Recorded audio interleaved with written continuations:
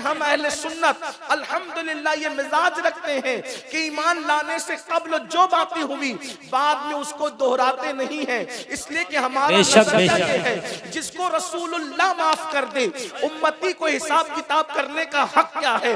अल्लाह अकबर, ये हमारा नजरिया है मेरे आका अलैहिस्सलातु व तस्लीम के प्यारे दीवानों। लेकिन अंदाजा फरमाए फिर करबला में देखे 22,000 हथियार लेकर के आए थे और 72 साहिबे दिल आए थे। 22,000 हथियार वाले हार गए और दिल वाले जीत गए और अब तक उनकी जीत के डंके हैं। इसलिए अब दुनिया तीसरी आलमी जंग की तरफ बढ़ रही है। टारगेट किसको किया जा रहा है? दिल वालों को किया जा रहा है। फिर कह रहा हूं किसी एक मुल्क का नहीं बल्कि पूरी दुनिया का मसला है और हमारे नौजवानों को, हमारे बच्चों को, हमारी बच्चियों को दीन से दूर किया जा रहा है। आए दिन अखबारात में आता है इतने बच्चे मुर्तद हो गए, इतनी बच्चियां मुर्तद हो गई। अल्लाह अकबर। और उसके बाद आज हमारे जलसों का उन्वान भी ये है कि बच्चों को मुर्तद होने से कैसे बचाएं, बच्चियों को इर्तिदाद से कैसे बचाएं। एक बात अच्छी तरह याद रखें, सिर्फ जलसों के उन्वान इनकलाब पैदा नहीं कर सकते जब तक के मैदान अमल के अंदर हम कदम न रखें। कहने वाले ने कहा था इकबाल बड़ा उपदेशक है, मन बातों में मोह लेता है, गुफ्तार का गाजी बन तो गया, किरदार का गाजी बन न सका। याद रखना जब तक के मैदान अमल में हम कदम न रखेंगे उस वक्त तक फितने इर्तिदाद का मुकाबला नहीं कर सकते। और फितने इर्तिदाद का मुकाबला करने के लिए अल्लाह अकबर बहुत ज्यादा मेहनत की जरूरत नहीं है बल्कि सिर्फ 3 बातों पर हमें मेहनत करनी होगी।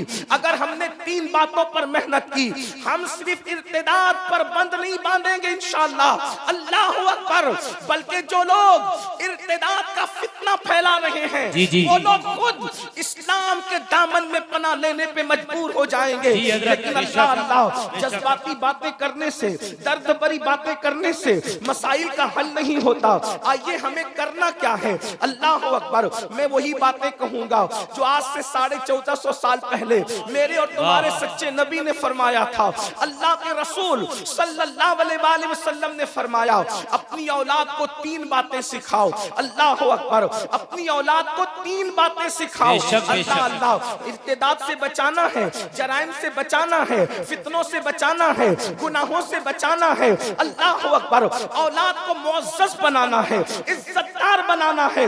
3 बातें सिखाओ। लोगों के कंधे से कंधा मिलाने की हैसियत पैदा करना है। 3 बातें सिखाओ। वो 3 बातें क्या है? सबसे पहली चीज अल्लाह के रसूल सल्लल्लाहु अलैहि वसल्लम ने फरमाया अपनी औलाद को अपने नबी की मोहब्बत सिखाओ। बेशक सुभान अल्लाह, सुभान अल्लाह। इश्क़ मुस्तफा सिखाओ। अल्लाह अकबर। माँ बाप खुद सिखाएं। ये दारुल उलूम में भेज करके आप ये बात सिखाने की बात नहीं की गई है। दारुल तो इल्म सिखाएगा, इश्क को 4 चांद लगाएगा। ये जिम्मेदारी माँ बाप की है। अल्लाह अकबर। माँ बाप इश्क़ मुस्तफा को सिखाएं, माँ बाप मोहब्बत रसूल को सिखाएं। और सिर्फ सिखाए नहीं बल्कि इश्क को पिला दो। आज मेरी कौम का जवान इज्जत के लिए दर दर का भिखारी बन के फिर रहा है। हमने कहा इश्क़ मुस्तफा वो है, सियासी लीडर क्या, मालदार क्या, पढ़े लिखे क्या, अरे इश्क वो है जो नकीरैन से ताज़ीम करवा लेता है। ये दुनिया का इंसान क्या चीज है? मेरे इमाम कहते हैं नकीरैन करते हैं ताज़ीम मेरी, फिदा हो के तुझ पे ये इज्जत। बाबा नारे तकबीर, नारे रिसाला, मज़हबे इस्लाम, मसलके आला हज़रत हुज़ूर सैयद अमीरुल क़ादरी साहिब। जब इश्क़ मुस्तफा से नकीरैन ताज़ीम करते हैं, जब इश्क़ मुस्तफा से नकीरैन ताज़ीम करते हैं तो दुनिया के इंसान की हैसियत क्या है? दरअसल आज जलील इसलिए हो रहे हो कि हुजूर का एहतराम नहीं कर पा रहे, हुजूर की इज्जत नहीं कर पा रहे। जब तक मुसलमान रसूलुल्लाह की इज्जत करता था, जब तक मुसलमान अपने नबी से इश्क करता था उस वक्त तक वो खुद इज्जतदार था, वो खुद उसको वकार मिला हुआ था। लेकिन जब से मुस्तफा जाने रहमत सल्लल्लाहु अलैहि वसल्लम की मोहब्बत से दूर हुआ, इश्क मुस्तफा से दूर हुआ, उसके बाद से हालात क्या हो गए देख रहे हैं। अल्लाह अकबर। हालात का रोना रोने की से क्या फायदा, आप हमसे ज्यादा हालात जानते हैं। लेकिन एक बात आप कहेंगे आप कैसी बात कर रहे हैं, क्या हम आशिक रसूल नहीं? मैं कहता हूं आपके इश्क मुस्तफा पर मुझे कोई शक नहीं, मैं तो इतना समझता हूं आप मुझसे बेहतर आशिक रसूल हैं। लेकिन मैं ये सवाल जरूर आपके सर पर रख करके आगे बढ़ना चाहता हूं। याद रखना, जो आशिक होता है वो महबूब के दिल को कभी तकलीफ नहीं पहुंचाता, जो आशिक होता है वो महबूब के दिल को कभी अज़ियत नहीं पहुंचाता। अल्लाह अकबर। फकी अबू लैस समरकंदी रदी अल्लाह ताला अन्हु अपनी किताब में लिखते हैं कि सैयदना फारूक आजम फरमाते हैं तुम गुनाह कोई करो, छोटा करो या बड़ा करो, उससे रसूलुल्लाह का दिल दुखता है। हुजूर अलैहिस्सलाम कब्र अनवर में रंजीदा होते हैं। इस हजारों के मजमे में इश्क मुस्तफा का दावा करने वालों से पूछना चाहता हूँ, गुनाह सगीरा करो या गुनाह कबीरा करो, कब्र अनवर में मुस्तफा जाने रहमत रंजीदा होते हैं। क्या ख्याल है ऐ आशिकाने रसूल कहलाने पे फख्र करने वालों, जब तुम्हारे चेहरे की दाढ़ियां गठरों में पड़ती होगी उस वक्त रसूलुल्लाह के दिल पे क्या गुजरती होगी। जब तुम किसी औरत पर पाप की नजर डालते होंगे उस वक्त रसूलुल्लाह के दिल पे क्या गुजरती होगी। जब तुम अपने माँ बाप को, बूढ़े माँ बाप को अपने घर से निकालते होंगे और तुम्हारे माँ बाप कभी रोडों पर, कभी मस्जिदों के जीने पर किसी के आगे हाथ फैला करके भीख मांगते होंगे, उस वक्त रसूलुल्लाह के दिल पे क्या गुजरती होगी। फज्र की नमाज में नरम नरम गद्दों पर जब तुम मस्जिदों को वीरान करते होंगे उस वक्त मेरे आका के दिल पर क्या गुजरती होगी। और बड़ी माजरत के साथ नरम नरम गद्दों पे लेट करके जब तुम जिना की फिल्में देखते होंगे उस वक्त अल्लाह के रसूल के दिल पे क्या गुजरती होगी। लोग कहते हैं मौलाना हमारे साथ ऐसा क्यों हो रहा है, मैं कहता हूँ सिर्फ एक वजह है, जो कौम कब्र में मुस्तफा जाने रहमत को गमगीन कर दे, अल्लाह के रसूल को रंजीदा कर दे, हुजूर को दुखी कर दे, वो कौम घरों में सुख चैन से कैसे रह सकती है। याद रखना, जब तक मुस्तफा जाने रहमत को खुश करते रहे, खुशियां तुम्हारी कनीज़ें बनकर तुम्हारे पीछे पीछे चलती रही। जब से रसूलुल्लाह को रंजीदा कर रहे हो, खुशियों के लिए दर दर के मोहताज हो गए, दर दर के भिखारी हो गए। क्या समझते हो कौन खुशियां देगा? खुशियां देगा जो खुद खुशियों के लिए मोहताज है, वो खुशियां देंगे। बेशक बेशक। आप सियासी लीडरों के दरवाजे पे खुशियों की भीख मांग रहे हो, आप अदाकारों के दरवाजों पे खुशियों की भीख मांग रहे हो। उनकी पर्सनल लाइफ में झांक के देखो, वो खुद खुश नहीं है।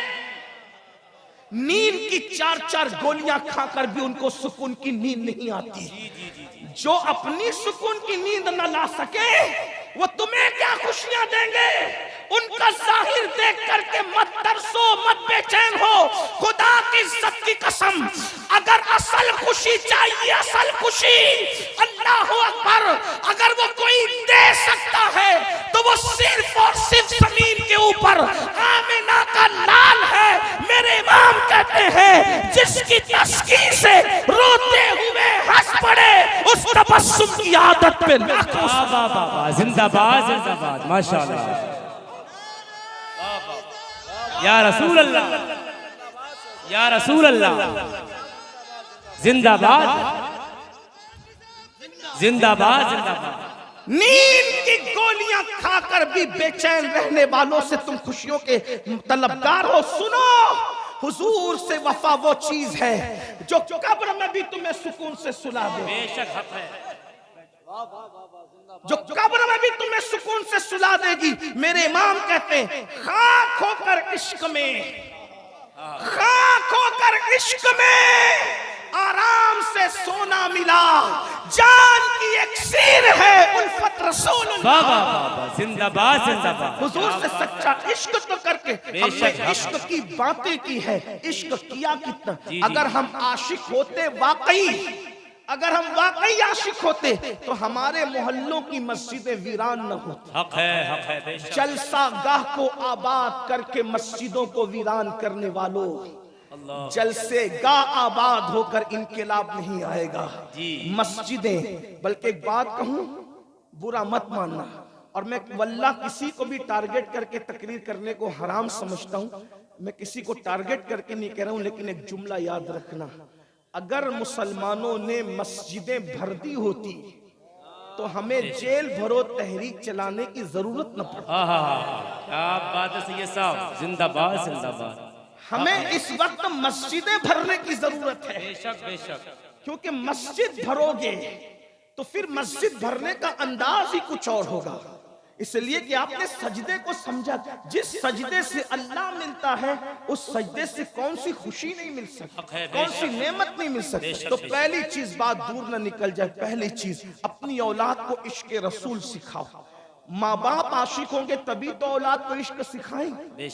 जब माँ बाप खुद हीरो हीरोइन के चक्कर में उलझे होंगे, फिल्मी अदाकारों के चक्कर में उलझे होंगे, उनके मोबाइल के स्क्रीन पर जब 2.5 साल का बच्चा हीरो और नचनिया की तस्वीर देखेगा तो उसके दिल में इश्क किसका पैदा होगा?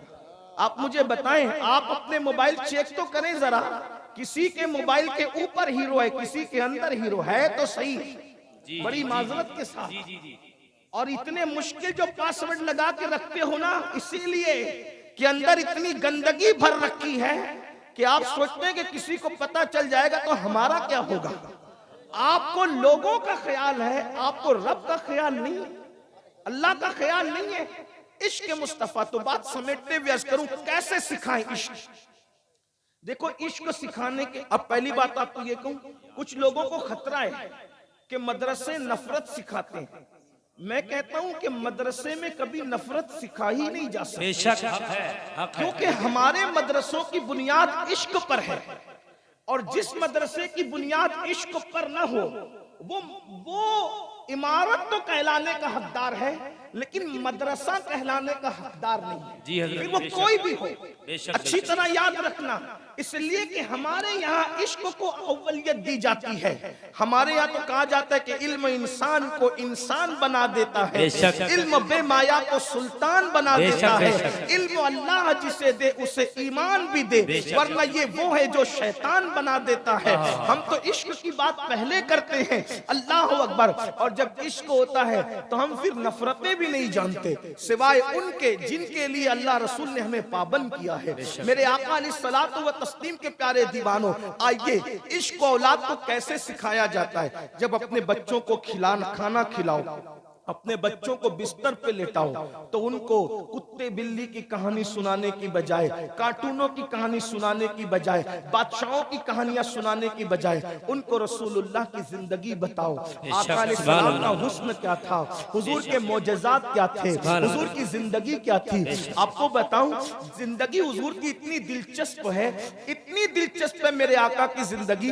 बच्चे भी सुनते हैं तो खिल जाते हैं, बड़े भी सुनते हैं तो उनको मजा आ जाता है, बूढ़े भी सुनते हैं तो उनको करार मिल जाता है। वो एक अलग सा उन्वान है, कभी हम उस पर सीरत पर गुफ्तगू कर सकते हैं, लेकिन यहाँ वक्त में इतनी गुंजाइश नहीं। मैं जल्दी से अपने उन्वान की तरफ आना चाहता हूँ। अल्लाह अकबर। लेकिन इश्क सिखाएं कैसे? माएँ और बहनें यहाँ पर मौजूद हैं, मैं अपनी बहनों की भी तवज्जो चाहता हूँ। मेरी बहनों, जब तुम खुद सीरियल में डूबी रहोगी और बच्चा दूध पीते पीते सीरियल देखने वाली माँ का दूध पिएगा, तो वो आशिक रसूल कैसे बनेगा, वो इनकलाबी कैसे बनेगा, उसके अंदर दीनी गैरत कैसे पैदा होगी, दीनी हमीयत कैसे पैदा होगी। वो माएँ हैं। अल्लाह अकबर। ओहद का मैदान सजने को है, ओहद का मैदान सजने को है। अल्लाह के रसूल सल्लल्लाहु अलैहि वसल्लम ने सैयदना बिलाल से कहा, बिलाल जाओ और मदीने की गलियों में ऐलान कर दो, रोने वालों मुसल्ले पर रोने का वक्त नहीं, सोने वालों सोने का वक्त नहीं, चलो।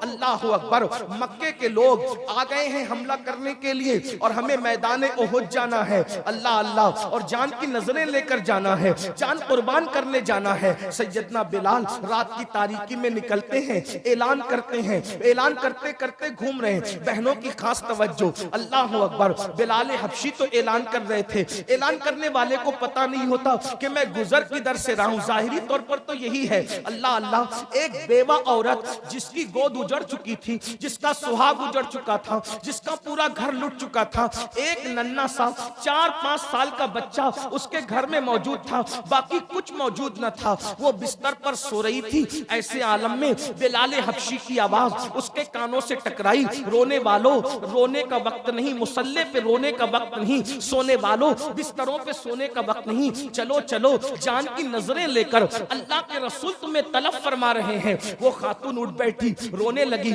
या अल्लाह कैसा इम्तिहान है, देने वाला आज तलब कर रहा है, जिसने सब कुछ दिया है आज वो जाने की नजरें तलब कर रहा है। अल्लाह मैं तेरे महबूब को दे क्या सकती हूँ, मैं तेरे महबूब को पेश क्या कर सकती हूँ। अल्लाह अकबर। शौहर तो शहीद हो चुके हैं, बेटा बड़ा था वो भी शहीद हो चुका है, एक नन्ही सी जान घर में है। अब मैं महबूब को दूं क्या, मैं हबीब को दूं क्या। देखो उन औरतों के ख्यालात। आज अगर अल्लाह अकबर कोई चंदा तलब करे तो औरतें कहती है, अरे मेरे शौहर तो बहुत चंदा देते, मैंने देने की क्या जरूरत है, मैंने दिन के नाम पे क्या देना, शौहर दे देते मेरा काम बन जाता है। मेरी बहन शौहर ने दे दिया, शौहर का काम बना है, तू कब जन्नती होगी, तू जन्नत की तरफ कब आएगी। उन औरतों के हौसले देखो, अल्लाह अकबर। उठ बैठी, हुजूर को पेश क्या करूं, और इस तसव्वुर में रोने लगी। अल्लाह अल्लाह। उस खातून को रोना क्यों आ रहा है, शौहर की याद पे नहीं, बच्चे की याद पे नहीं, हालात पर नहीं, जेवरात पर नहीं, लिबास पर नहीं, बल्कि उसको रोना आ रहा है। हुजूर ने तलब किया है, पेश क्या करूं। रोते रोते उसकी हिचकियां बन गई। जब हिचकियां बंदी है तो नन्हा सा बच्चा जो सो रहा था माँ की बगल में उठ बैठा और माँ से पूछते, अम्मी क्यों रो रही हो, क्या तुम्हें बाबा की याद ने सताया है। नन्हे से बच्चे ने जब बाप का जिक्र किया तो माँ ने सर पे हाथ फेरते कहा, मेरी जान मेरे दर्द को तू समझ नहीं सकता, तू सो जा मेरे बेटे। अल्लाह अकबर। लेकिन वो माँ की तरबियत थी। 4-5 साल की उम्र गिल्ली डंडा खेलने की उम्र होती है, लेकिन आज तो अल्लाह अकबर 4-5 साल की उम्र मोबाइल में गेम और कार्टून की उम्र होती है। मगर वो बच्चे की तरबियत उस माँ ने क्या की थी कि नन्हे से बच्चे को माँ कहती है, मेरे बेटे तू मेरे दर्द को समझ नहीं सकता, सो जा। तो नन्हा सा बच्चा माँ को कहता है, माँ ये कैसे हो सकता है कि मेरी माँ रोती रहे और मैं सोता रहूं। माँ मैं नहीं सो सकता जब तक कि तुम रोती रहो। बताओ ना अम्मी, तुम्हारा दर्द क्या है, तुम्हारी तकलीफ क्या है, तुम क्यों रो रही हो। अल्लाह अकबर। नारे तकबीर, नारे तकबीर, नारे रिसाला, मजहबे इस्लाम, मजहबे इस्लाम, मसलके आला हजरत, फैजाने आला हजरत, इस्लाही मुआशरा कॉन्फ्रेंस, जश्न दस्तार बंदी, मदरसा जमाले मुस्तफा बिलासपुर, हुजूर सैयद साजिद मियां साहिब किबला, सादाते टांडा शरीफ, सादाते टांडा शरीफ, सादाते टांडा शरीफ, हुजूर सैयद साजिद मियां साहिब किबला, हुजूर सैयद अमीरुल कादरी साहिब किबला, हुजूर सैयद सलीम मियां साहिब किबला, हुजूर सैयद फरमान मियां साहिब किबला। अब हम बैठ जाएं, आप लोग बैठ जाएं, तशरीफ रख के बैठ जाइए, आप बैठ जाओ, उलमाए सुन्नत बैठ जाएं, बैठ जाओ उलमाए सुन्नत। दुरूद शरीफ पढ़ने सब लोग मिलके बुलंद आवाज। अल्लाहु रब्बु मुहम्मदिन सल्लल्लाहु अलैहि वसल्लम, नहनु इबादु मुहम्मदिन सल्लल्लाहु अलैहि वसल्लम, सलातु व सलामुन अलैका या जद्दल हसन वल हुसैन। सैयद साजिद मियां साहब का इस्तकबाल है, हजरत तशरीफ लाएं, हजरत का मरहबा कहा जाता है। दुआ करते हैं अल्लाह इन सादात का सह हमारे सरों पे दराज फरमाए। एक बार बुलंद आवाज से दुरूद शरीफ पढ़ लें आप। अल्लाहु रब्बु मुहम्मदिन सल्लल्लाहु अलैहि वसल्लम, नहनु इबादु मुहम्मदिन सल्लल्लाहु अलैहि वसल्लम, सलातु व सलामुन अलैका या जद्दल हसन वल हुसैन। तो उस नन्हे से बच्चे ने कहा, माँ मैं कैसे सोच सकता हूँ अगर तुम रोती हो, तुम्हें बताना होगा कि तुम क्यों रो रही हो। तो माँ ने कहा, बेटा मेरे रोने की वजह ये मेरे रोने की वजह यह है कि अल्लाह के रसूल अलैहिस्सलाम का मुनादी बिलाल हबशी यहाँ से ऐलान करते गए हैं कि अल्लाह के रसूल ने जानों की नजर लेकर तुम्हें याद फरमाया है। मेरे घर में बेटा है कुछ नहीं, तेरे बाबा होते तो उनको भेज देती, तेरा बड़ा भैया होता तो उसको भेज देती, लेकिन बेटे कुछ नहीं है। हर वो रसूल ने हर नेमत दी है, आज उन्होंने जान तलब की है, मैं क्या पेश करूं। नन्हे से बच्चे ने कहा माँ इस पे रोने की क्या बात है, फिक्र करने की क्या बात है, अगर तेरे पास कोई जवान बेटा नहीं है माँ, मैं तो हूं ना माँ, मुझे अल्लाह के रसूल के कदमों पे कुर्बान कर दो, मैं हुजूर के कदमों पे कुर्बान होने के लिए तैयार हूं, मैं आका के कदमों पे कुर्बान होने के लिए तैयार हूं। देखो नन्ना सा 4-5 साल का बच्चा जिसको शऊर क्या होता है, खिलौने के अलावा, खाने के अलावा, पीने के अलावा, खेलने के अलावा, लेकिन उस माँ की तरबियत कैसी थी कि नन्ना सा बच्चा कहता है माँ मुझे हुजूर के कदमों पे कुर्बान करो, मैं कुर्बान होने के लिए तैयार हूँ। नन्हे से बच्चे के ये जुमले सुनकर माँ की ढाढ़स बंधी और माँ ने अपने बेटे की उंगली पकड़ी, माँ ने बच्चे की बच्चे को उंगली पकड़ाई और उंगली पकड़ाने के बाद मस्जिद नबवी शरीफ की तरफ चल पड़ी। जब मस्जिद नबवी शरीफ के करीब पहुंची तो क्या देखा, वो मुजाहिदीन की सफ लग रही थी, खातून जो है चादर ओढ़कर दरवाजे पे खड़ी हो गई। अल्लाह के रसूल की निगाह पड़ी, निगाह पड़ने के बाद मेरे करीम आका ने फरमाया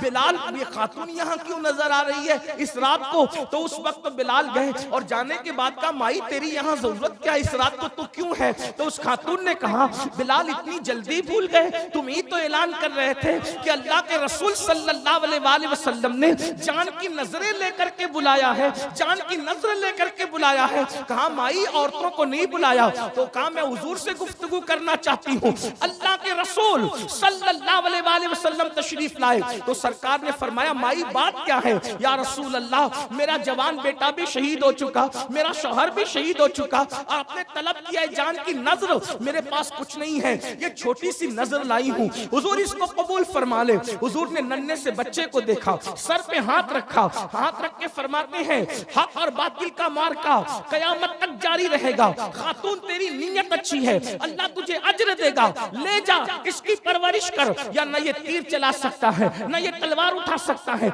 न ये कुछ और कर सकता है, इसलिए ले जा इसकी परवरिश कर, ये बाद में अहले हक के लिए काम आएगा। जा अल्लाह तुझे जजा दे, तेरे जज्बात की अल्लाह रब्बुल इज्जत लाज रखे। दुआ देते हुए रुखसत किया, जैसे ही खातून पलटने लगी उसके नन्हे से बच्चे ने माँ का हाथ छुड़ाया और हाथ छुड़ाकर रसूलुल्लाह का दामन पकड़ के कहता है या रसूलल्लाह सल्लल्लाहु अलैहि वसल्लम मेरे माँ बाप आप पे कुर्बान आका, या रसूलल्लाह मेरे माँ बाप आप पे कुर्बान आका। मेरी माँ तो सोते वक्त तो मुझे रोजाना ये सबक सुनाती है कि बेटा अपने नबी का दर वो दर है जहाँ से कोई भी खाली हाथ नहीं जाता। या रसूल अल्लाह जब कोई खाली नहीं जाता तो मैं खाली कैसे जा सकता हूँ। हुजूर मैं मानता हूँ कि मैं कुछ नहीं कर सकता, लेकिन या रसूल अल्लाह आप पर आने वाले तीरों को मैं अपने सीने पर तो ले सकता हूँ, नालैन पर आने वाले गुबार को मैं अपने सीने पे तो ले सकता हूँ। अंदाजा फरमाए बच्चों में ये इश्क मुस्तफा किसने पैदा किया था। ये माओ की तरबियत थी। इर्तिदाद के फितने से, गुनाहों के फितने से, जराइम के फितने से बचाना है, इश्क मुस्तफा पैदा करना होगा। पहली चीज इश्क रसूल, दूसरी चीज मेरे आका अलैहिस्सलाम फरमाते हैं मेरी अहले बैत की मोहब्बत अपनी औलाद के दिल में पैदा करो, मेरी आल की मोहब्बत अपनी औलाद के दिल में पैदा करो। अल्लाह अकबर। आल की मोहब्बत क्यों पैदा की जा रही है, उसकी बहुत सारी वजूहात में से एक वजह यह भी हो सकती है कि ईमान आएगा इश्क रसूल से और ईमान बचेगा इश्क आले रसूल से। अल्लाह अकबर। अहले बैत की मोहब्बत की बरकत से अल्लाह अकबर ईमान को तहफ्फुज नसीब होगा। और एक बात आपको कहूं, खास तौर पर मैदान करबला में इमाम ने क्या कुर्बानी पेश की है और हमें बताया। एक तरफ हम शबीए पैगंबर अली अकबर जैसा बेटा है और एक तरफ अल्लाह का दीन है और दीन तकाजा करता है या मुझे बचा लो या हम शबीए पैगंबर अली अकबर को बचा लो। तो इमाम हुसैन बताते नजर आते हैं हजारों अली अकबर जैसे बेटे अल्लाह के दीन पे कुर्बान कर दूंगा मगर अल्लाह के दीन को मिटने नहीं। नारे तकबीर, नारे रिसाला, मज़हबे इस्लाम मसलके आला हजरत हुजूर सैयद अमीरुल कादरी साहिब किबला, हुजूर सैयद सलीम मियां साहिब किबला। वाह वाह वाह। हर दौर में जब भी कोई इनकलाबी नजर आएगा तो उसका रिश्ता आपको कहीं ना कहीं करबला से जरूर नजर आएगा। मिसाल के तौर पर इसी हिंदुस्तान की सरजमीन पर, इस हिंदुस्तान की सरजमीन पर जब तन के गोरे मन के काले अंग्रेजों ने कब्जा कर लिया तो अंग्रेजों के खिलाफ सबसे पहले जिसने जिहाद का फतवा दिया, उस फतवा देने वाले को दुनिया अल्लामा फजल खैराबादी के नाम से जानती है। ये फजल खैराबादी कौन थे? इनका दिल का रिश्ता करबला से जुड़ा हुआ था। याद रखना, करबला हर दौर में इनकलाब के लिए राहें हमवार करती है। करबला जिस दिन सही तौर पर बयान होगा उस दिन हक का बोलबाला होगा। इसी मुरादाबाद जो आपके करीब में है, जिसने फांसी के फंदे पे नात लिखी थी, वो सैयद किफायत अली मुरादाबादी कौन था? वो भी तो करबला से मुताल्लिक। उसके बाद आप देख ले मुफ्ती सदरुद्दीन आजुर्दा को ले ले, और भी हमारे मुजाहिदीन आजादी जिन्होंने हिंदुस्तान की आजादी के लिए फांसी के फंदे चूमे थे, वो सब के सब करबला से ताल्लुक रखने वाले लोग थे। वो सब के सब नजफ से ताल्लुक रखने वाले लोग थे। वो सब के सब मदीना मुनव्वरा से ताल्लुक रखने वाले लोग थे। वो सब के सब बगदाद व अजमेर मोहल्ला के दीवाने थे। अल्लाह अकबर। दूसरे तो थे ही नहीं जो आजकल हीरो बने हुए हैं। अल्लाह अकबर। इसलिए कि 1857 के बाद सारा मामला खराब हुआ है। उससे पहले तो सबके सब मज़ारात पर जाने वाले थे, या रसूल अल्लाह कहने वाले थे। नात लिखने का इतना शौक था कि उन्होंने फांसी के फंदे पे भी नात। यहाँ शायर लोग मौजूद है, उलमा लोग मौजूद है। नात लिखने के लिए या शेर लिखने के लिए यकसुई चाहिए, ज़हनी सुकून चाहिए, अंदाजा फरमा इत्मीनान चाहिए। जब नात लिखी जाती है सुकून हो तब लिखी जाती है, करार हो तब लिखी जाती है, तन्हाइयाँ हो तब लिखी जाती है। हड़बुम में कोई नात लिखता है, हंगामे में कोई नात। मेरे भाई, जलसे के हंगामे में जहन से मज़ामीन निकल जाते हैं मुकर्रिरों के। अंदाजा फरमाए, जलसे का हंगामा जहन का मजमून निकाल देता है तो वो हंगामा कितना बड़ा खतरनाक होगा कि सामने फांसी का फंदा लटका हुआ है और जान जाने वाली है। चंद लम्हों के मेहमान हैं और सैयद किफायत अली काफी मुरादाबादी से कहा जाता है, काफी कोई आखिरी ख्वाहिश हो तो पेश करो। तो आप कहते हैं आखिरी तमन्ना तो यही है, सारी जिंदगी जिसके गुन गाता रहा, आखिरी एक नात का इजाफा करके मैं दुनिया से चला जाऊं। फांसी का फंदा देखकर जो नात लिखता है और उसके बाद ना कोई अदबी गलती नजर आती है, ना कोई इश्क में कोई थोड़ा सा कमी नजर आती है। अल्लाह अकबर। फांसी के फंदे को देखकर भी सुकून कितना है काफी को। अल्लाह अकबर। कि उस नात को आज भी पढ़ो तो मजमे में हंगामा हो जाता है। ऐसा लगता है अदब और इश्क दोनों एक दूसरे के गले मिल रहे हैं, इश्क की मेराज हो रही है। और किस शान से लिखा, उर्दू अदब की तारीख पर एहसान कर दिया कहते हैं। और उसके बाद पैगाम भी दिया। एक नात है चंद अशार की, उसमें इश्क भी है, आखिरत भी है, चैलेंज भी है, पेशिन गोई भी है, सारी चीजें काफी ने समो दी है। कहते हैं कोई गुल बाकी रहेगा ना चमन रह जाएगा, कोई गुल बाकी रहेगा। ओ हमें मिटाने वाले अंग्रेजों, काफी कह रहे कोई गुल बाकी रहेगा ना चमन रह जाएगा, पर रसूलुल्लाह का दीने हसन रह जाएगा। अतरसो कम ख्वाब की पोशाक पे नाजा न हो, इस तने बेजान पर खाकी कफन रह जाएगा। हम सफीरों पाक में हैं, कोई दम का चहचहा, बुलबुलें उड़ जाएगी, सूना चमन रह जाएगा। जो पड़ेगा साहिबे लौलाक के ऊपर दुरूद, आग से महफूज उसका तन बदन रह जाएगा।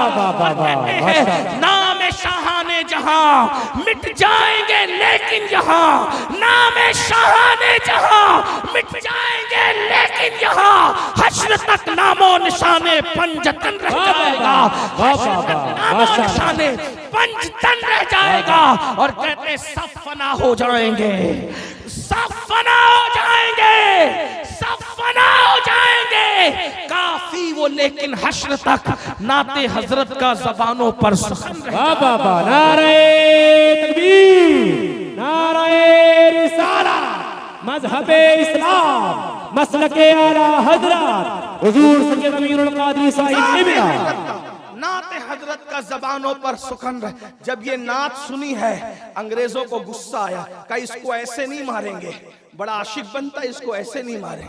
फिर कोयले को गरम करके इस तरी में रखा और इस तरी में रखने के बाद काफी के बदन पर वो गरम गरम इस्त्रियां चला दी गई।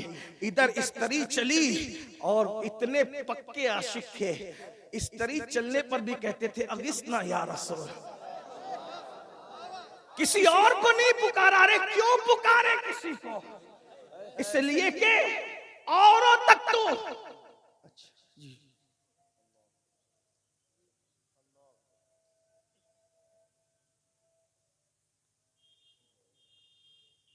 अल्लाह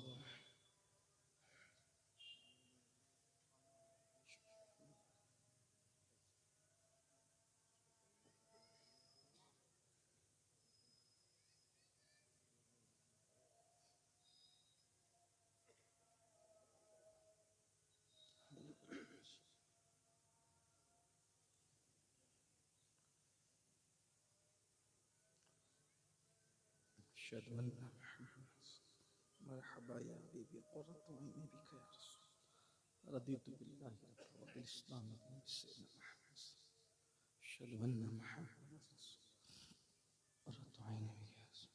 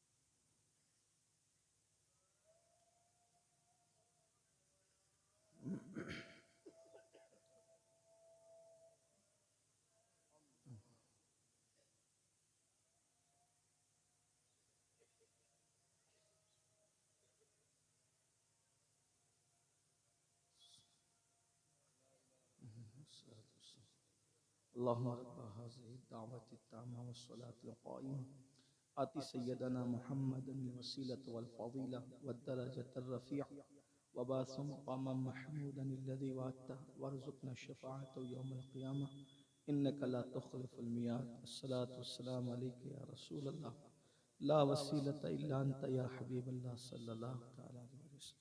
अज़ान हुआ करे तो अज़ान का जवाब दिया करें। हर कलमे पे अल्लाह 2 लाख नेकी मर्दों को अता फरमाता है और 1 लाख नेकी औरतों को अता फरमाता है और अल्लाह ताला इतने ही गुनाहों को माफ़ फरमाता है।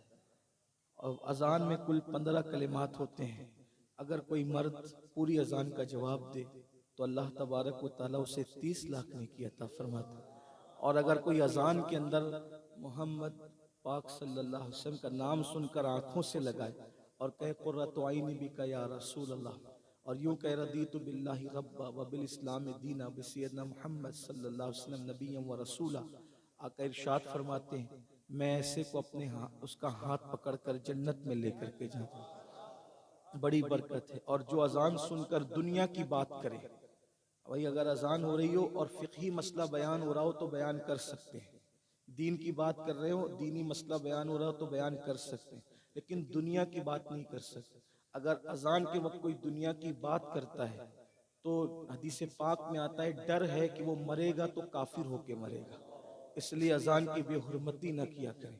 एक बार सब दुरूद शरीफ पढ़ने, बात में एंड की तरफ पहुंचा जाओ। रब्बि सल्लि व सल्लिम दाइमन अबदा अला हबीबिका खैरुल खल्क़ि कुल्लिहिम। हम लोग महफिलों में तो अजान का ख्याल करते हैं, घर में ख्याल नहीं करते, बल्कि अगर क्रिकेट चालू हो तो टीवी भी बंद नहीं करते, आवाज कम कर देते हैं।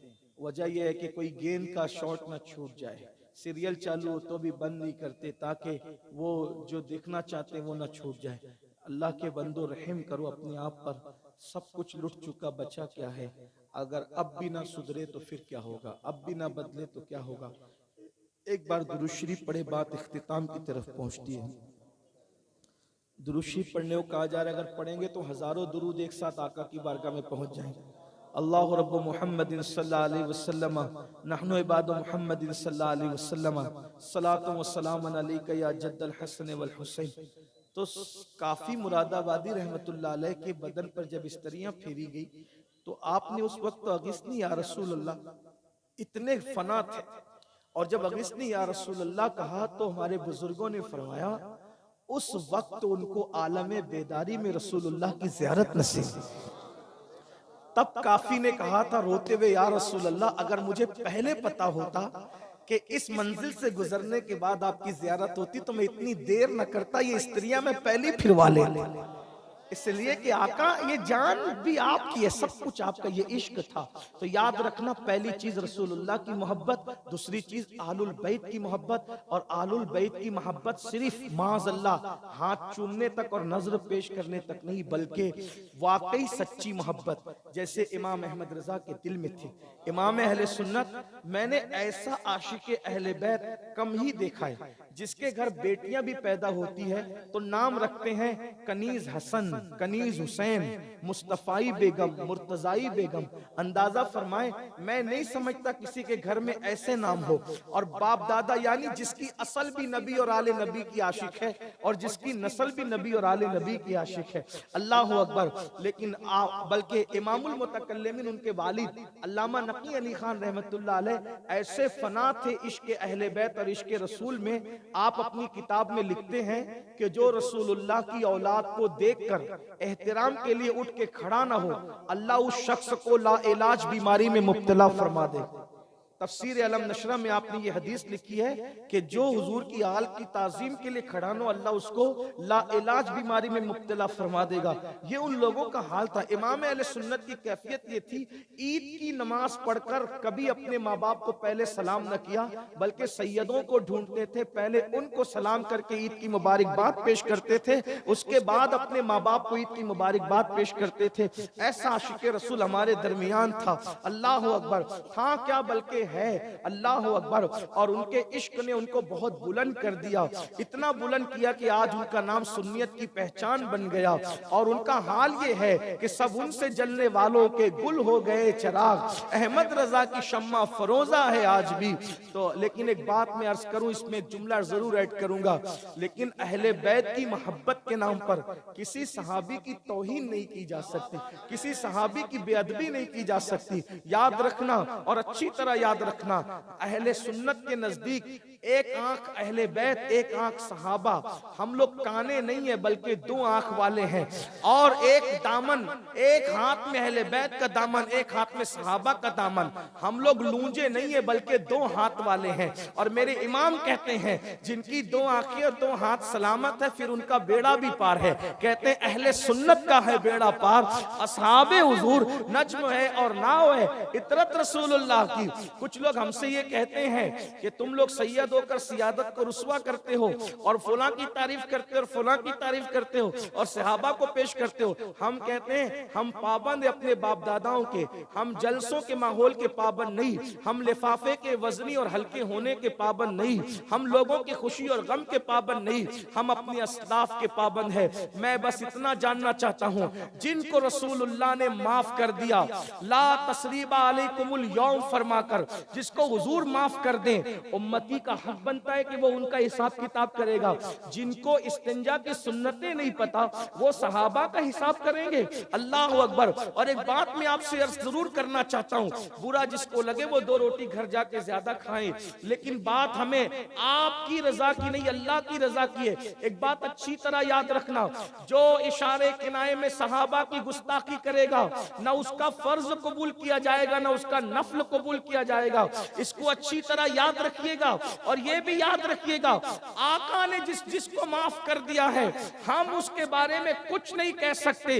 अब अगर आप कुछ कहना चाहते हैं तो इसका मतलब ये है, हुजूर जिसको माफ कर रहे हैं आप उसको माफ नहीं कर रहे हैं, तो इसका क्या मतलब हुआ कि आप अपने नबी से आगे बढ़ना चाहते हैं, आप अपने नबी पर अपनी मर्जी को मुसल्लत करना चाहते हैं। फिर आप कहते हैं नहीं वो तो रहमतुल लिल आलमीन थे।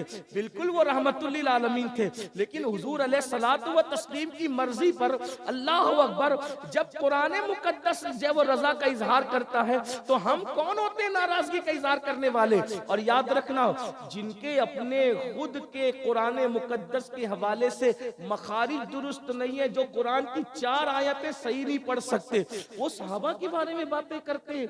जो सिहाए सित्ता भी मखरज से नहीं कह सकते, वो लोग सहाबा के बारे में बातें करते हैं। नहीं नहीं, एक बात आपको कहूं, बहुत प्यारी बात। कहते हैं, कुछ लोग कहते हैं हम कादरी हैं फिर भी हम ऐसा करेंगे, हम चिश्ती हैं फिर भी हम ऐसा करेंगे। मैंने कहा अगर कोई ये कह दे कि गौस पाक के मुरीद तो बिगड़ गए थे, गौस पाक के मुरीद तो बिगड़ गए थे, तो ये उलमा भी मेरा साथ नहीं देंगे और आप भी मेरा साथ नहीं देंगे। और वैसे मुझे ये कहना भी नहीं है, क्योंकि मैं तो कट्टर और मुतासिब किस्म का कादरी हूँ।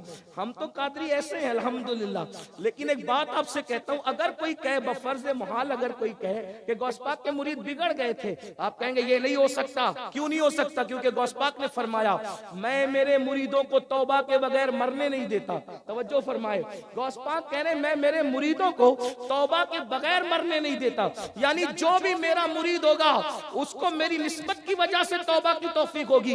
अरे नादान, जब पीरों के पीर, बड़े पीर गौस पाक का मुरीद बगैर तौबा के नहीं मरता, तो रसूलुल्लाह के मुरीदीन बगैर तौबा के दुनिया से कैसे जा सकते हैं? तुम्हें गौसे पाक के फैजान पर यकीन है, रसूलुल्लाह के फैजान पर यकीन नहीं है। फिर उसके बाद अगर कहते हैं कि हम चिश्ती है, तो गरीब नवाज सरकार ने गरीब नवाज सरकार के बारे में बाबा कुतुब कहते हैं कि अक्सर गरीब नवाज आंखें बंद करके बैठते थे और जिस दिन आंख खोल कर जिस पर नजर डाल देते उसको वली बना देते थे। नादान, जब गरीब नवाज की निगाह में ये फैजान है तो उनके नाना मोहम्मदुर रसूलुल्लाह की निगाह का आलम क्या होगा? इसलिए मुंह खोलने से पहले कुछ सोचा करो। तो अहलुल बैत की मोहब्बत हमको सिखाने का। और तीसरी बात और आखिरी बात फरमाया, अपनी औलाद को कुरान की तालीम दो, तालीम कुरान आम करो, कुरान सिखाओ औलाद को। बल्कि कुरान की तालीम तो दूर की बात, हमें तो कुरान पढ़ना भी नहीं है। कितना बड़ा रोना है कि 60 से 70% मुसलमान है जिसे कुरान पढ़ना नहीं आता। सूफिया फरमाते हैं जिन्होंने दुनिया में कुरान पढ़ना नहीं सीखा, जब वो कयामत के दिन उठेंगे तो अंधे उठेंगे, उनकी आंखें नहीं होगी, वो अंधे उठेंगे। कितनी खराब बात है, सोचिए कितनी बुरी बात है। कुरान नहीं पढ़ना जान रहे हो, कुरान पढ़ो। कंप्यूटर सीखते हो, मोबाइल सीखते हो, तजारत करना सीखते हो, सब सीखते हो। कुरान सीखने में क्या लगता है? 3 महीने अगर किसी अच्छे हाफिजे कुरान के साथ बैठ जाओ, 5 पारे सही से पढ़ा दे तो 25 पारे तुम खुद ही से पढ़ सकते हो। इसलिए कुरान पढ़ना सीखो और अपनी औलाद को इतना इल्म सिखाओ जितना इल्म एक मुसलमान को सीखना फर्ज है, जितना इल्म एक मुसलमान के लिए सीखना फर्ज है। निकाह कब तक कायम रहेगा, क्या कहेंगे तो तलाक हो जाएगी, ईमान क्या है, कुफ्र क्या है, ये सारी चीजें हमारे छोटे छोटे बच्चों को भी आना चाहिए। इतना इल्म सिखाओ कि जितना फर्ज है। क्या फर्ज है? इमाम अहले सुन्नत ने फतावा रज़िया शरीफ में उसकी पूरी फहरिस्त तो बता दी है हमें कि कितना इल्म एक मुसलमान के लिए फर्ज है। इतना हर मुसलमान के बच्चे को इल्म होना चाहिए कि अगर नमाज का वक्त हो जाए तो हमारा हर बच्चा इमामत कर सके, मुसल्ले पे खड़ा हो सके। लेकिन अब तो हालात ये है कि निकाह की तकरीब में अगर कलमा पढ़ाओ तो मैं तो ये करता हूं कि माइक अपने हाथ में लेके दूल्हा को बगैर माइक के पढ़ाता हूं, क्योंकि मुझे लगता है कि हजारों के मजमे में इसको माइक दूंगा तो ये अपने बाप की और अपने खानदान की बेइज्जती कर बैठेगा, क्योंकि इसको कलमा पढ़ना नहीं आएगा। तो मैं माइक अपने मुंह के करीब करता हूं, उसको बगैर माइक के रखता हूं, क्योंकि निकाह के वक्त इनको सही कलमा पढ़ना नहीं आता। मैं सोचता हूँ हैरत की बात है, हंसने की बात नहीं, कितनी अफसोस की बात है जो शादी के खुशी के मौके पर काजी के पढ़ाने से कलेमा ना पढ़ सके। जरा तवज्जो करिए, आप गौर फरमाएं, जो शादी में खुशी के मौके पर काजी के पढ़ाने से कलेमा ना पढ़ सके, वो मौत की तकलीफ की शिद्दत में क्या कलेमा पढ़ सकेगा? अंदाजा तो फरमाए क्या हालात है। तो इसलिए अपने बच्चों को सब सिखाया, दीन सिखाइए। और जो मदरसे, जो उलमा दीन की खिदमत कर रहे हैं, इल्म की खिदमत कर रहे हैं, तालीम की खिदमत कर रहे हैं, उनका साथ दो, उनकी मदद करो। और अल्लाह अकबर, रसूमात पर पैसे खर्च करने की बजाय दीनी इदारों पर पैसे खर्च करो। मैं लोगों को ये बात कहता हूँ, काश हजरत शाहजहां को कोई ये मशवरा देता कि मुमताज के नाम पर ताजमहल बनाने की बजाय एक मुमताज यूनिवर्सिटी बना देते तो कौम का भी फायदा हो जाता, मुमताज का नाम भी क़यामत तक जिंदा रहता। तो जो गलतियां आपके बाप दादाओं ने की है ना, वो आप ना करें। मैंने कल की मजलिस में भी ये बात कही कि 2 करोड़ का मस्जिद का मीनार तामीर मत करो, वो 2 करोड़ का अच्छा इदारा तामीर करो, अच्छा स्कूल तामीर करो, अच्छा मदरसा तामीर करो। और उलमा और सादात यहाँ मौजूद हैं, अगर गलती करूंगा तो ये अभी इस्लाह कर लेंगे, मैं इंशाअल्लाह अपनी बात से रुजू हो जाऊंगा। आपको ये भी कहता हूँ, अब्बा का इंतकाल हो जाए तो मस्जिद में कुरान शरीफ मत दो, इसलिए कि मस्जिद में कुरान शरीफ 8-10 काफी है पढ़ने के लिए। थप्पी थप्पी थप्पी थप्पी लगी है, हमारी मस्जिद में भी लगी हुई है, और हर साल जो वो उसके लिए कोई ना कोई कबाट खरीदना पड़ता है या उसको कहीं सजा के रखना पड़ता है, और वो कुरान इस्तेमाल में नहीं आते। 8-10 कुरान काफी है। एक काम किए क्यों नहीं करते कि अब्बा के नाम पर मस्जिद में कुरान रखने की बजाय किसी बच्चे की फीस क्यों नहीं भर देते इसाले सवाब के लिए? अब्बा के नाम पर उसको किताब क्यों नहीं दे देते इसाले सवाब के लिए? अब्बा के इसाले सवाब के लिए उसको कापियां खरीद के क्यों नहीं दे देते? अब्बा के इसाले सवाब के लिए उसको कलम खरीद के क्यों नहीं दे सकते? सिर्फ एक सबक सुनाने के लिए एक बात मैं कहना चाहता हूँ। आज हर बंदा क्या कहता है, मेरे अब्बा का इंतकाल हो गया हजरत, मैं कुआं खुदवाऊंगा, बोरिंग खुदवाऊंगा। क्यों? का रसूलुल्लाह ने फरमाया कि कुआं खुदवाओ। एक बात मैं सिर्फ कहना चाहता हूँ, देखिए इल्म इल्म है, और सिर्फ सबक सुनाने के लिए उलमा के दरमियान पेश कर रहा हूँ। गलती करूंगा तो ये इस्लाह कर देंगे, मैं अपनी बात वापस ले लूंगा। ये मेरा अपना नजरिया मैं आपके सामने हदीस की रोशनी में पेश कर रहा हूँ। अल्लाह के रसूल से हजरत साद ने पूछा था कि या रसूल अल्लाह, मेरी माँ का इंतकाल हो गया, मैं क्या करूं कि उनको इसाले सवाब करूं? तो आका ने फरमाया कुआं खुदवा दो। तो आज सब लोग कहते हैं कि कुआं ही खुदवाओ, बोरिंग ही खुदवाओ, क्योंकि हुजूर ने फरमाया। मेरे भाई, कुआं खुदवाने की बात हुजूर ने नहीं की। दरअसल अगर आप उसका बैकग्राउंड देखेंगे तो पता चलेगा, उस दिन जिस दिन हजरत साद ने पूछा था माँ को इसाले सवाब किसका करूं, तो उस दिन मदीने वालों को पानी की सख्त जरूरत थी, इसलिए आका ने फरमाया कि कुआं खुदवा दो। आका अलैहिस्सलाम ने कुएं को फोकस नहीं किया, लोगों की जरूरत को फोकस किया।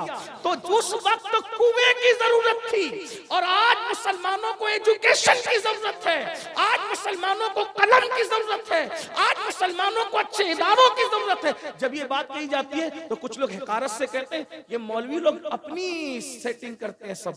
मैं कहता हूं हैरत की बात यह, मौलवी किसके लिए करता है?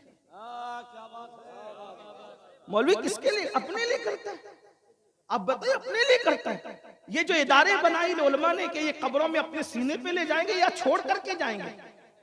अल्लामा सैयद नईमुद्दीन मुरादाबादी ने जो इदारा बनाया वो साथ ले गए या रख करके गए? ये तो सारे इदारे जमीन पर होते हैं ना।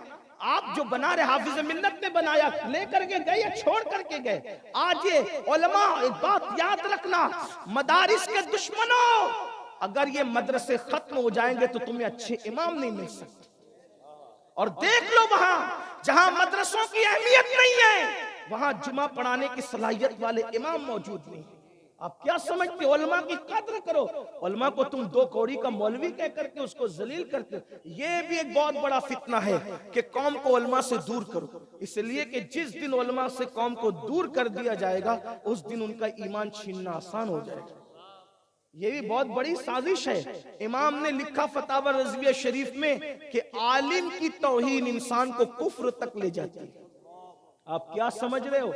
सरकार गरीब नवाज ने अपने मलफूज में फरमाया, एक शख्स मरा, किबले की तरफ उसका रुख नहीं होता था कब्र में, तो लोगों ने बहुत कोशिश की, तो किसी साहिब कश्फ ने कहा इसका मुंह कभी किबले की तरफ नहीं हो सकता, क्योंकि जब ये जिंदा था उलमा को देखता था तो घमंड की वजह से मुंह फेर लेता था। इसने उलमा से मुंह फेर लिया जीते जी, मरने के बाद अल्लाह ने किबले से इसका मुंह फेर दिया। इसलिए उलमा की इज्जत करो, उलमा का एहतराम करो। लेकिन मैं अपने उलमा की तो कोई इस्लाह नहीं कर सकता, लेकिन उनका छोटा भाई होने की, जूतियां बरदार होने की वजह से एक बात जरूर कहता हूं, हमारे अंदर भी वकार, फजल खैराबादी सा होना चाहिए, किफायत अली मुरादाबादी सा होना चाहिए, मुफ्ती सदरुद्दीन आजुर्दा सा होना चाहिए। जिस वक्त तो फजल खैराबादी को कहा था ना, अंग्रेज जज ने, वो शागिर्द था हजरत का, लेकिन हजरत पे मुकदमा चल गया, तो उसने कहा था हजरत आपसे प्यार है, एक बार कह दो कि ये फतवा जिस फजल हक ने लिखा है वो फजल हक मैं नहीं हूँ, वो कोई और है, मैं आपकी जान बचा लूंगा। फजल हक खैराबादी ने कहा था मैं जान तो बचा लूंगा लेकिन एक दिन मौत जरूर आना है, फजल हक को एक दिन मौत जरूर आना है, झूठ बोल के जान बचा लूंगा लेकिन फतवे की आबरू चली जाएगी, फतवे पर से एतबार चला जाएगा, मैं जान तो गंवा सकता हूं लेकिन फतवे की आबरू खत्म नहीं कर सकता। ये वो लोग थे। और एक बात आई जो तलबा की दस्तारबंदी, आज उनसे भी गुजारिश करता हूं, अपने होलिये को कभी बदनाम मत होने देना, याद रखना, वरना इस होलिये में हर आदमी की बेइज्जती हो। देखो कोट पहनने वाले की सब इज्जत करते हैं, लेकिन जुब्बा पहनने वाले को आता देख करके लोग दाएं बाएं आंखें कर लेते। क्यों? क्योंकि हमने कहीं ना कहीं होलिये को बदनाम किया। दो चार लोग बदनाम करते हैं, पूरी कौम बदनाम होती है। बड़ा मशहूर वाकया है हजरत सैयदना इमाम बुखारी रहमतुल्लाह अलैह का। तालिबे इल्म थे आप और आपके पास उस वक्त 1000 दिरहम मौजूद। थोड़ा सुन लो भाई, खत्म करना। देखिए वीडियो ही अहम है कितनी, जो हाँ, यानी कि जो लोग जलसे में अपने उलमा और अपने बुजुर्गों की बात न माने, वो घर जा करके क्या बात मानेंगे? सोचिए, ये बात इतनी अफसोस की है ना। एक बार अल्लाह के रसूल ने मिंबर पे बैठे हुए फरमाया साहबा से कि बैठ जाओ। अब्दुल्ला इब्ने मसूद मस्जिद के अंदर आ रहे थे, आप दरवाजे पे ही बैठ गए। लोगों ने कहा आप दरवाजे पे बैठ गए, कहा मुझे इससे कोई मतलब नहीं, मैं कहां बैठा, मेरे महबूब ने फरमा दिया मैं बैठ गया। उलमा नायबीन रसूल मानते हो, फिर उसके बाद भी आप क्या करते? अल्लाह रहम फरमाए। बहरहाल बात खत्म कर रहा हूं। इमाम बुखारी का बचपना था, तालिब इल्मी का दौर था। 1000 दिरहम उनके घर से उनको मिले थे। आप वो 1000 दिरहम लेकर चले। दोस्तों जो चोर लोग होते हैं ना, चोर लोग, जैसे आप कहीं जाएंगे और जो पॉकेट मार लोग होते हैं वो जेब को देखकर अंदाजा कर लेते हैं कि होगा कितना, वो जल्दी वो धोखा नहीं खाते। आदमी देख के अंदाजा कर लेते हैं इसके पास कितना होगा, थैली देख के अंदाजा कर लेते हैं। तो चोर लोग बड़े माहिर, हर आदमी अपनी फील्ड में माहिर होता है, उसको समझता है सब कुछ। तो एक चोर ने उनको देखा, लुटेरे डाकू ने, और देखने के बाद अंदाजा कि इस बच्चे के पास 1000 दिरहम। भाई वो तो दिरहम थे, छुपाए तो जा सकते नहीं थे। इमाम बुखारी बचपना था, कश्ती में बैठ गए, वो भी कश्ती में बैठ गया। जब कश्ती बीच दरिया में पहुंची तो पहुंचने के बाद उसने शोर किया मेरे 1000 दिरहम गुम हो गए, गुम हो गए, गुम। तो उसको ये लगा कि भाई सबकी को चेक किया जाएगा, बच्चों के पास 1000 तो होते नहीं है, तो इसी को चोर ठहराया जाएगा। सबको चेक किया, आखिरी में इमाम बुखारी की बारी है, या बच्चे थे, उनको चेक किया तो भी दिरहम नहीं निकले। जब आप कश्ती के जरिए किनारे पहुंचे तो वो चोर, वो डाकू भी किनारे पहुंचा। उसने कहा बच्चे सच बता, तेरे पास 1000 दिरहम थे ना? कहाँ थे? कहा फिर मिले क्यों नहीं? कहा मैंने जब तूने चोरी की बात की ना तो मैंने दरिया में डाल दिया 1000 दिरहम। 1000 दिरहम तूने दरिया में डाल दिया? कहा मुझे यकीन था कि तूने जो साजिश रची थी कि बच्चे को चेक करेंगे तो बच्चे के पास जब 1000 मिलेंगे तो चोरी का इल्जाम तो बच्चे पे आना है। तो कहा 1000 दिरहम कमाने कितनी मेहनत लगती है? कहा बात ये जरूर है कि मेहनत लगती है, लेकिन मैंने चूंकि उलमा का होलिया पहन रखा था ना, आलिमों का होलिये में मैं था, अगर मुझे चोरी का इल्जाम लग जाता तो वो कश्ती में बैठा हुआ कभी भी कोई बंदा इस होलिये वाले पर एतबार नहीं करता। मैंने लिबास का एतमाद बचाने के लिए 1000 दिरहम को खो दिया है। 1000 दिरहम तो मैं फिर कमा सकता हूं, लेकिन मैं अगर आबरू चली जाती तो आबरू कब कमाता? तो उलमा अपना वकार मजबूत बना करके रखें। ऐसा नहीं कि कोई सेठ साहब का अगर सुसर बद मजहब हो तो हम उसका जनाजा उसके प्रेशर में आकर के पढ़ा दें, निकाह पढ़ा दें। नहीं, याद रखना अल्लाह की इज्जत की कसम, रज़्ज़ाक अल्लाह है, कादिर मुतलक है और इज्जत उसके हाथ में। हजरत महबूब इलाही जब बादशाह कहता था कि मिलने आना चाहता हूं, फरमाया मुझे तो तेरी मेजबानी के आदाब नहीं आते, इसलिए मैं तुझे आने नहीं दूंगा। और मैं इसलिए नहीं आऊंगा कि तेरे दरबार के आदाब मुझे नहीं आते, इसलिए तेरे यहाँ भी नहीं आऊंगा। और मैंने खानका के 2 दरवाजे इसीलिए बनाए हैं कि एक दरवाजे से तू आएगा, दूसरे दरवाजे से मैं चला जाऊंगा, मुझे तुमसे क्या काम। ये गैरत थी उन लोगों में, इसलिए गैरत के साथ जियो, हमीयत के साथ जियो। जिनके पास दीन है दुनिया उनकी मोहताज है। और आपसे भी कहता हूँ उलमा की इज्जत करो। आपके कान से में अजान से लेकर आपके अब्बा का निकाह पढ़ाने तक अगर कोई खिदमत अंजाम देता है तो यही उलमा है, जिनके बारे में पैसे आने के बाद तुम इन्हें 2 कौड़ी का मौलवी कहकर अपनी आखिरत बर्बाद करते हो। इसलिए उलमा पर तवज्जो दो, मदारिस पर तवज्जो दो। और आखिरी में ये भी आपसे कहता हूँ कि आप मुकर्रिर और नातखानों को तो बहुत नवाजते हो। जो इमाम, मैंने बार बार इस इलाके में कहा, जो इमाम पूरा महीना नमाज पढ़ाता है उसको क्या नवाजते हो। मैं लोगों से कहता हूँ अगर मुतवल्ली पगार नहीं बढ़ाता, तनख्वाह नहीं बढ़ाता, तो हर मुसलमान ये सोच ले कि मैं जुमा पढ़ने जाऊंगा तो हस्बे हैसियत इमाम साहब से मुसाफा करके उनको कोई नजर पेश कर दूंगा। कोई 50 देगा, कोई 100 देगा, तो जितना उनको मंथली नहीं मिलता ना, उससे ज्यादा जुमा के दिन नजराने में जमा हो जाएगा। और आलिम को देने से कम नहीं होगा, उलमा की खिदमत करने से कम नहीं होगा। इसलिए मेरी गुजारिश है, आप लोग हमें तो बहुत मोहब्बतों से नवाजते हो, 1 घंटे के लिए बुलाते हो, फ्लाइट से बुलाते हो, खिलाते हो, फूल भी डालते हो, हाथ भी चूमते हो, और आखिरी में इतनी सब खिदमत करके हाथ जोड़ के बोलते हो हजरत कोई गुस्ताखी होगी तो माफ करना।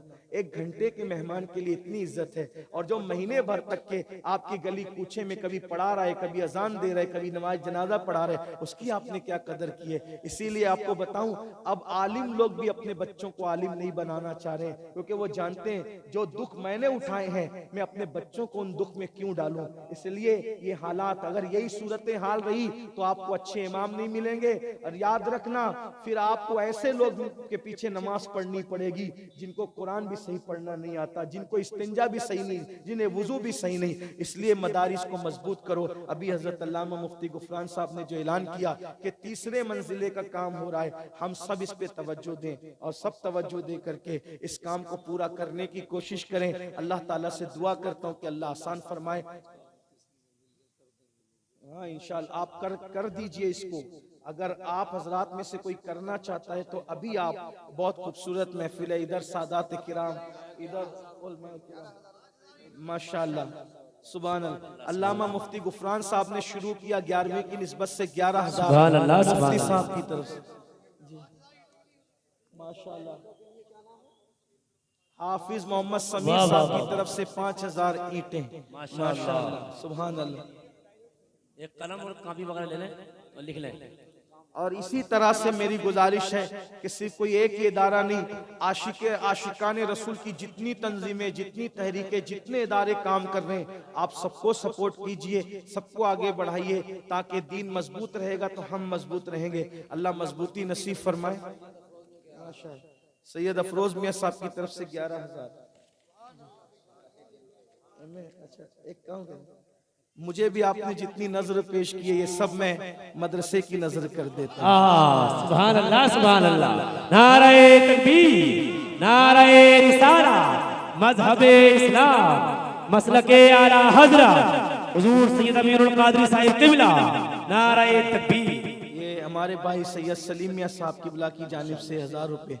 ये सब ऐसे ही, ये जो पैसे है ना, ये पैसे खींचने वाले पैसे हैं, ये इनमें मकनातीसियत है, कशिश है। और कभी अल्लाह के यहाँ क्वांटिटी नहीं देखी जाती बल्कि क्वालिटी देखी जाती है।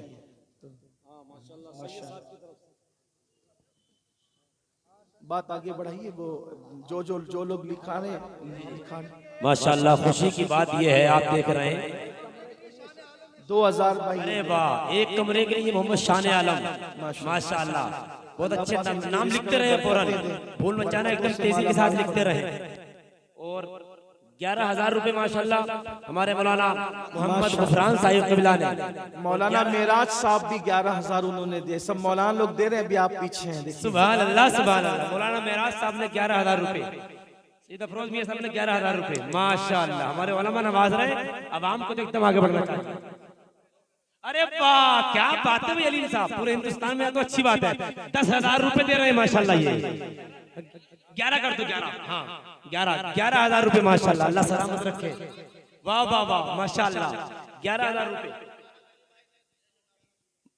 माशाल्लाह। हाजी राज साहब ने जिसके पास जो है वो ले आए।